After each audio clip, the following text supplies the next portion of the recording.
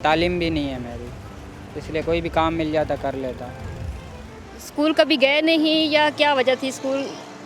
School जाते थे पर अब्बू वफ़ात पा गए, हम छोटे थे। फिर अम्मी अकेली तो नहीं संभाल सकती थी हमें, इसलिए स्कूल से छुड़ा गया। तो आप कितने बहन भाई हो? हम 4 भाई हैं, 3 बहनें। सबसे छोटा हूँ मैं, सबसे छोटा हूँ मैं। तो ये जो आपने हुलिया बनाया हुआ है, ये मतलब इसका ख्याल आपको कैसे आया?